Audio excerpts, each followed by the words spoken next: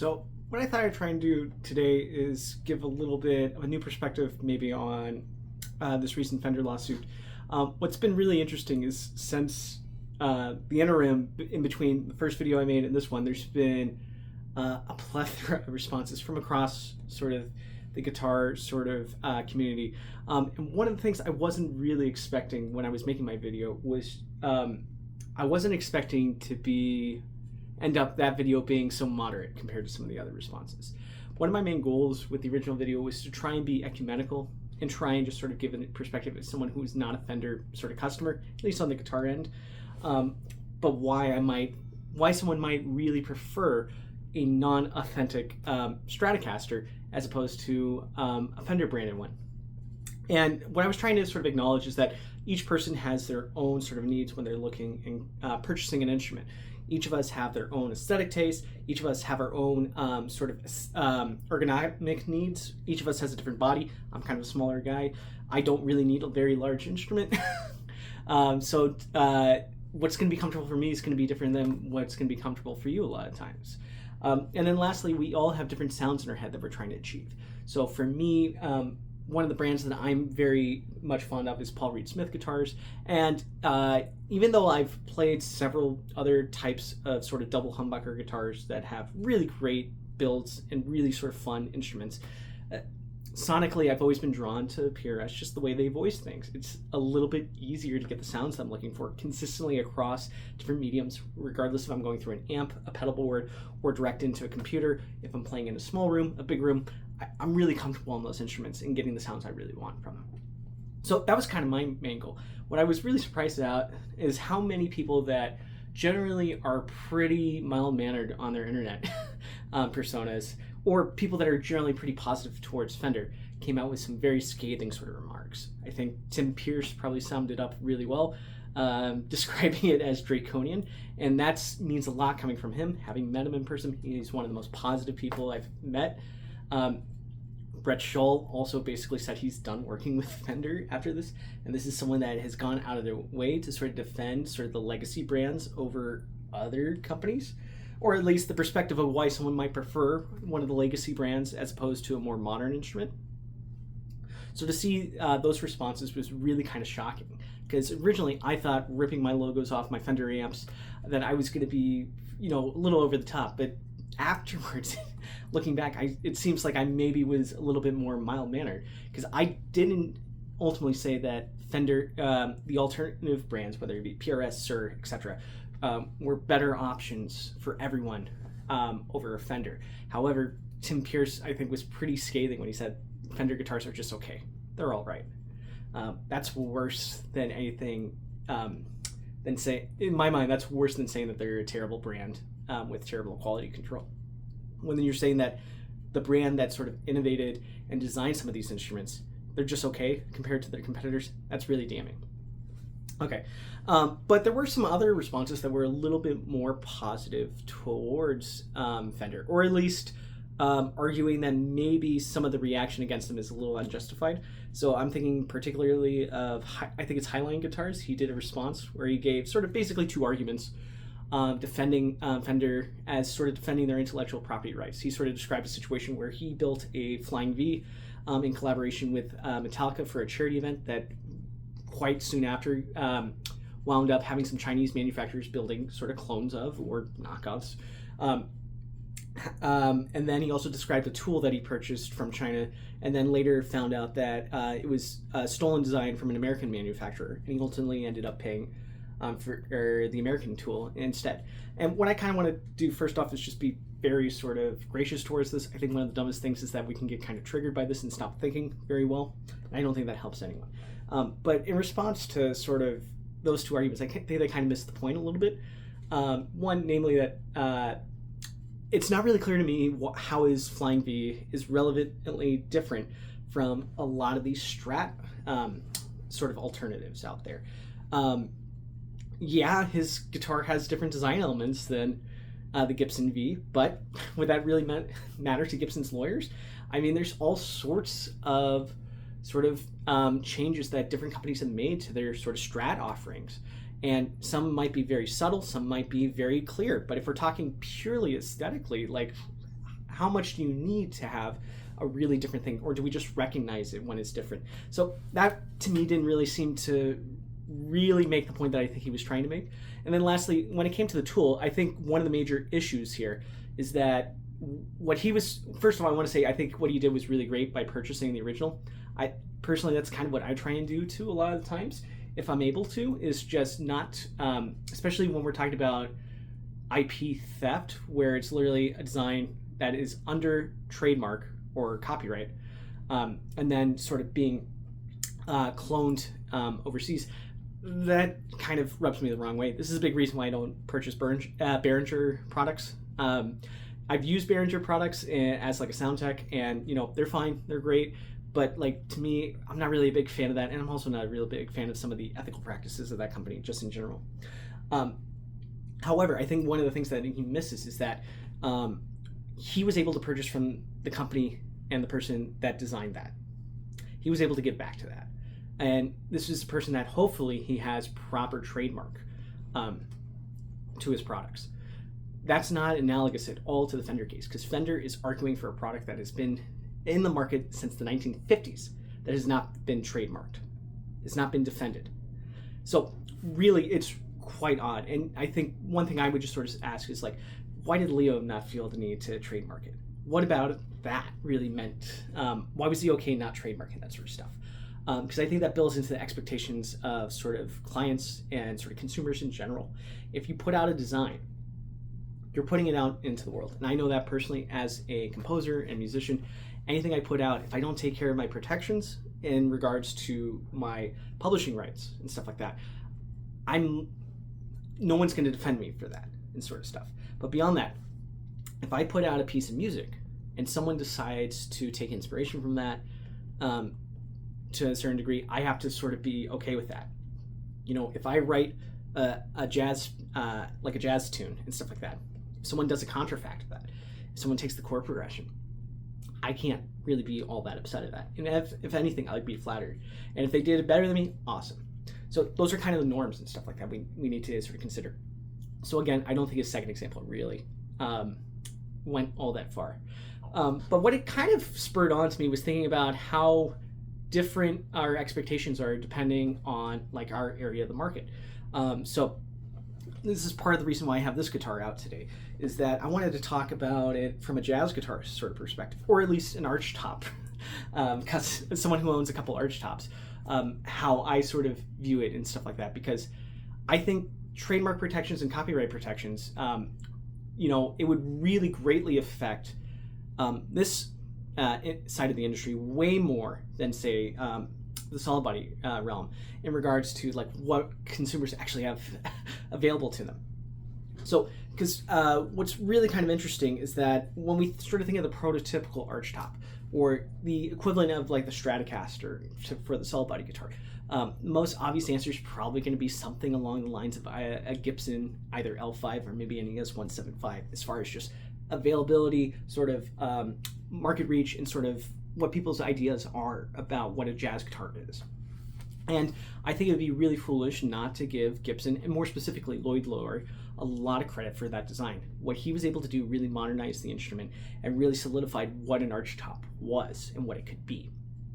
However, I think most of the community that sort of is either purchases, builds, or just enjoys these guitars also recognizes how important it was that there were different builders approaching the instrument. So the arch top does not stop with Lloyd Lower.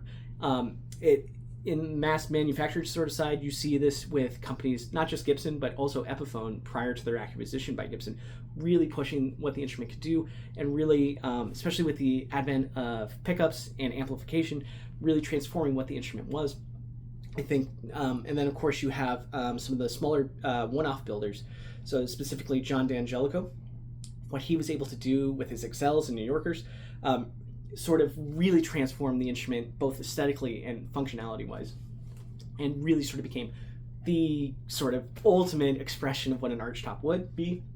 This is why on almost any, whether it be Hal Leonard or Mel Bay book, you see either a D'Angelico or his successor, Jimmy DeQuisto, who was his apprentice. and what they were able to do as far as modernizing the instrument. And Jimmy especially sort of bringing the instrument out of sort of the sort of amplification days, but still trying to push what an archtop could be as both an electric instrument and also an acoustic instrument. And then obviously I think probably the last, like one of the real huge sort of on the technological side, really pushing that was the late Ken Parker. Really what he was doing with his neck joints and some of his practices. That ultimately informed also his Parker Flies and other guitars as well. Really sort of transformed the instrument to where it's almost unrecognizable from what Lloyd Loar was doing. However, I think a really important story to sort of draw from this is probably from the third Italian-American archtop builder, which is Robert Benedetto, or Bob Benedetto. He started building guitars contemporaneously with Jimmy DeQuisto, and he was also a collaborator with Fender in the early 2000s. He was running the Guild production lines and also working on his own guitars. However, he separated with the company, and the modern Benedetto company sort of took off from there. So one of the things that I think is really kind of interesting about Bob's approach is that it runs so counter to maybe I think how a lot of people are sort of thinking about how the Fender case, where you have a company, you put something out there, you got to protect it. That's your IP rights. That's how you're going to monetize stuff, and that's how you're going to sort of survive as a company. Bob, maybe his biggest sort of impact on the archtop community, beyond his guitars, which are phenomenal, was his book that he wrote, where he was basically detailing how do you replicate Lloyd Loar's L5. And he went through detail by detail, not hiding not hiding anything, and really sort of presenting how you build this guitar. And what was really important about that is that it really informed not just one-off small builders, but also companies like the modern Eastman companies, very much indebted to that book. And it really transformed how people built the guitars, and was really sort of vital as an educational tool, and is a really big part of keeping this tradition alive. Now, what's really interesting is how different this is from like how we think about like the Fender or even earlier the Gibson lawsuits, where you have a product and then you have to defend it, because if you're not, you're going to lose market share, and then you might wind up losing your company because of that. Almost nothing like that is really comparable in the jazz guitar industry, and to be frank, there's a huge camaraderie between builders. If you go on to any sort of local builders page, you're probably going to run into a couple of these jazz guitar companies commenting and following them. I know constantly whenever I see a new archtop from a new obscure builder, whether it be in the States, Europe, or wherever, more often than not, I see one of the Benedetto accounts following and liking and saying, congrats, this is amazing. Even guitars that are very clearly taking inspiration from Bob's work. And nobody seems to care about that. And I think it's really kind of a different expectation. The expectation is that, the archtop is an archtop, and we are kind of limited by certain acoustic properties and stuff like that. But there's so much more that you can bring to the guitar that really transforms it. I think a great example is this Benedetto Bambino that I own. Visually, you might look at it and go, oh, it's like a thin line 175. However, when you actually play it, it's it is very distinct from a 175. It's got a different voice, a different punch. I really love the clarity, and especially in the high register. It doesn't have quite a thin sort of treble sound, stuff like that. And it doesn't quite always, you can get away from sort of the thunk that you might associate with sort of classic 175s. However, with that sort of said, even guitars that are acting as clones are very important in the market, because they are really important to fill out a certain market share. There just simply aren't many companies that are mass producing archtop guitars anymore. So a company like Eastman, who builds their own designs, but also builds some clones of, I do use the words clone specifically, of some classic Gibson designs, is really important to fill out the market. I can think of, in particular, some of their ES-175 clones. They really are really important because they are bringing a classic design, but making it accessible to players in a number of ways, not just by cost. So obviously, a guitar that's going to cost around, $2,000, I'm thinking clearly of like the John Pisano, sort of like the ES-165 model that they have. A guitar like that is going to open up a lot of doors to players that just aren't going to be able to ever afford a sort of original Gibson, regardless of era, whether we're talking Norland era, modern era, or sort of classic era. But also, it eliminates a huge issue within the community, which is how do you actually find these instruments? You know, I had to order this Benedetto specifically because they don't sell to dealers. A lot of these builders are doing one-offs, and you know, how do you really recognize what you want as a guitarist without having some point of reference to it? Beyond that, another major issue is just in the used market, there are a lot of stolen instruments.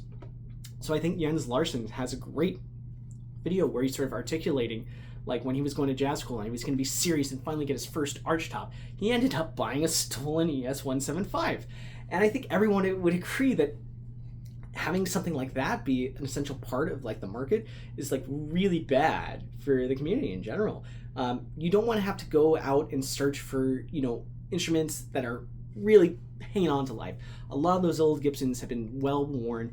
Some of them, the pickups have gassed off and damaged the instrument. Some of them just need refrets. Some of them, the bracing's not really hanging on. So new instruments are really important to the market, but also it eliminates this issue of just sourcing some of these guitars. So really the whole concept of like IP rights and stuff like that in regards to archtop guitars, I think the expectation, especially amongst not just consumers, but also builders, is much different. So like the key things for the Benedetto is obviously the headstock, the logo, and then the inlay. Like the fleur-de-lis is like Benedetto's signature sort of thing. However, I don't think anyone would get mad if, say, another company decided to do a 14.5-inch width guitar with Florentine cutaway. Nobody cares. If anything, they go, that's really cool. And what's interesting is how you sort of the small differentiations that really become huge things with these guitars. This was what I was trying to explicate in my first video, talking about the differences between my Fiore and a Strat. All those small little details amass to create a unique sort of instrument. They aren't sort of isolated specs. They are a unique thing when they're combined together. And I think this gets really sort of emphasized in archtops because we are dealing still with a semi-acoustic instrument. So this guitar is fully hollow. It has no F-holes, so that changes the aesthetic of the guitar, but it also changes the performance of the guitar. You know, to me, it captures a lot more of the sound and gets a little bit more punchy because of that compared to others. It's not quite as open. So it acts almost like an EQ filter, at least to what you're hearing as a performer coming from the guitar, as opposed to maybe what the guitar is producing through an amplifier or going through a sound system. All those are going to impact how you feel on the instrument, and those can be really essential things. Again, like the whole expectation of, you know, a design being essentially owned by a company is very kind of odd. Like you really have to work really hard to really sort of stand out. You can't, it'd be really silly if Gibson, especially since they're not building guitars like this anymore, started sending cease and desist letters to any archtop manufacturer that was building a 17-inch bout archtop with a Venetian cutaway. That would just be silly. You know, you'd basically kill the market at that point. And for what, I'm not 100% sure. It would really be damaging to the marketing community. And I think the main thing that I'm trying to point out with this sort of video is just like our expectations of, as consumers and then also as manufacturers, are going to inform our reaction to this Fender lawsuit. So for me, like, it just seems like really odd to even imagine something parallel like this happening in the jazz guitar world. You know, if Gibson sent cease and desist letters asking for the destruction of any guitar that used sort of a Florentine cutaway on a single cut style archtop, yeah, I'm not 100% sure. I don't think anyone in the community would really like that. And even if you thought that they might have some legal grounds, I think most people would recognize that the laws really aren't protecting consumers or manufacturers at this point. It's actually really harming both in that regard. So I think that's something to sort of consider a little bit, especially when we're talking about Fender guitars. Sometimes we read through the lens of like the sort of stories of sort of the 70s with the Tokais, the Ibanez, and all the sort of lawsuit era sort of Japanese guitars. And we sort of read that back, what's going on currently back through that lens. And we fail to recognize like how expectations might be different given different aspects of the sort of guitar market in general. And that's just some things to sort of consider. Again, if I was being very ecumenical in the first video, I kind of want to keep that same vibe here. The idea is like not that we don't want these companies to be sort of able to sort of produce products and sort of protect IP. The bigger thing is what should we really expect them to sort of count as IP in, as far as in my perspective. I think when we deal with sort of acoustic instruments and then also semi-acoustic instruments, kind of like archtops and also most acoustic instruments, there's you can recognize really quick the difficulty of actually trying to build IP rights off of that, just because there are real physical constraints on what you could actually produce. And I think the other thing is just sort of to recognize that I think the guitar community is a little bit more educated, a consumer base, than say a watch consumer base or clothing, stuff like that. What people are really upset about is not knockoffs, not strictly knockoffs that are trying to sort of steal customers away from the authentic thing. It's really about sort of the instruments that are inspired by these sort of classic instruments. People love Strats because of the records they were used on. However, people have modern needs for it. You know, my Fiore does a lot more than an original Strat does. I think, personally for me, each Fender that I've tried has felt like a flawed instrument. Things that needed just to be cleaned up just don't work for me. And that's why I have a Fiore and not a Strat. Similarly, I could say similar things about even a very classic jazz box brand like D'Angelico. So this is a Korean D'Angelico DH. It's a really pretty, awesome instrument. Has sort of the classic sort of D'Angelico sort of aesthetics. But to me, the neck is too thin. The fretboard is too flat. It's got a pin bridge, so it doesn't really project very well. I don't really like the Tune-o-matic as opposed to the wooden bridge. And the body's kind of awkward. It's a little too big for me. But like in sort of in purchasing this instrument, I'm not saying that I don't want the D'Angelico to exist, or even that it's something that that you shouldn't be looking into and stuff like that. Like my expectation as a consumer is that both brands can exist, and there's going to be a reason to buy either one. I don't have to purchase every one. I don't have to have a reason. I might not have a reason to buy one as opposed to the other, but that's okay, because that doesn't mean someone else might not have different needs and stuff like that. So that's kind of my perspective on this. I hope this is at least somewhat interesting to folks that maybe are coming from outside the jazz guitar perspective, and how it might inform how they think about the Fender lawsuit. And really what's kind of at stake here is, I think, sort of variety within the market that is desperately needed by musicians.